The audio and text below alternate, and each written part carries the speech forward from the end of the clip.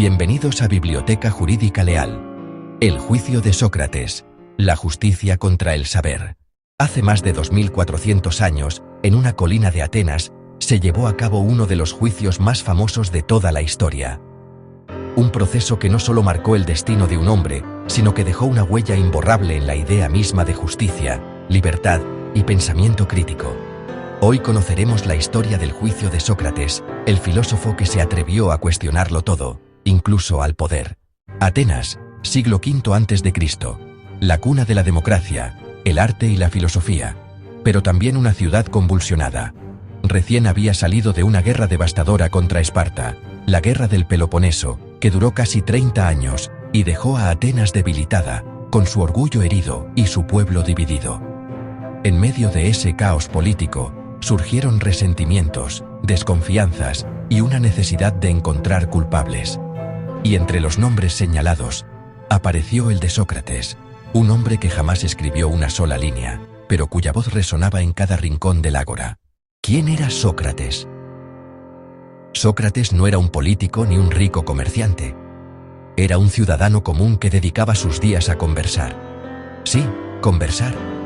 Preguntaba, indagaba, desarmaba las certezas de los demás. Conócete a ti mismo, decía. Creía que el verdadero saber empezaba cuando uno reconocía su propia ignorancia. Su método, conocido hoy como la mayéutica, consistía en ayudar al interlocutor a dar a luz sus propias ideas a través del diálogo. Pero esa actitud, crítica, incisiva, desafiante, no agradaba a todos, en especial a los poderosos. Las acusaciones. Año 399 a.C. Sócrates tiene 70 años cuando recibe una citación para comparecer ante el tribunal del pueblo. 3 hombres lo acusan formalmente: Meletos, Ánito y Licón. Los cargos son 2. 1. No reconocer a los dioses de la ciudad e introducir nuevas divinidades. 2. Corromper a la juventud con sus enseñanzas. En lenguaje moderno, podríamos decir que se le acusaba de impiedad y manipulación ideológica. Pero detrás de estas palabras se escondía algo más: el temor a las ideas libres. Sócrates había educado a muchos jóvenes atenienses, entre ellos Alcibíades y Critias, quienes más tarde participaron en regímenes autoritarios que dañaron a la democracia. Y aunque Sócrates no tuvo participación directa, su pensamiento crítico se convirtió en el blanco perfecto. El juicio se llevó a cabo ante un tribunal compuesto por 501 ciudadanos elegidos por sorteo.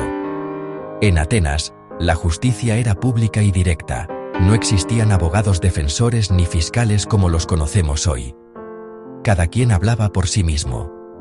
Sócrates se defendió personalmente, con serenidad y lógica implacable. Ciudadanos de Atenas, no soy culpable.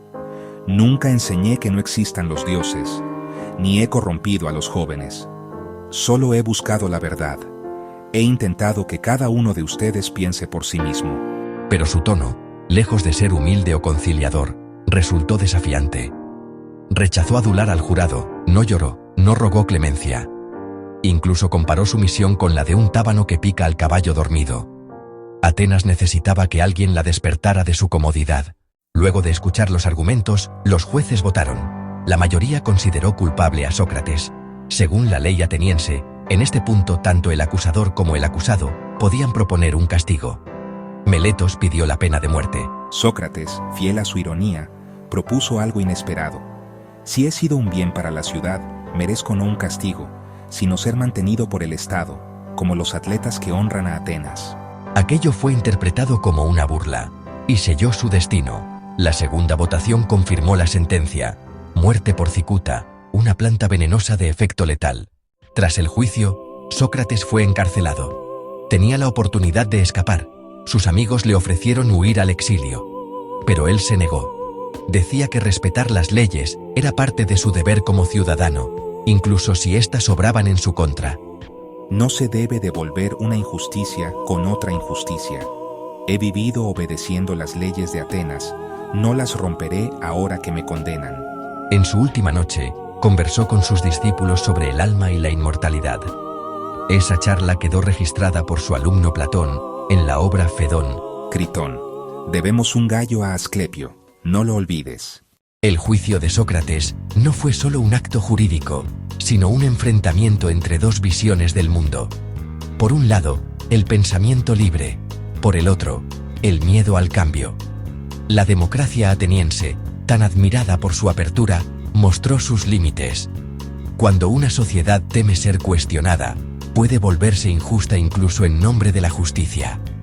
Hoy, más de 2 milenios después, su proceso sigue siendo estudiado en escuelas de derecho y filosofía, porque plantea una pregunta que nunca pierde vigencia. ¿Qué pasa cuando la ley se enfrenta a la verdad? Análisis jurídico. Una mirada de abogado. Desde una perspectiva jurídica moderna, el juicio de Sócrates tuvo graves irregularidades. No hubo debido proceso, no existía presunción de inocencia, y el jurado fue influido por factores políticos y emocionales. El tribunal popular, aunque democrático, carecía de imparcialidad profesional.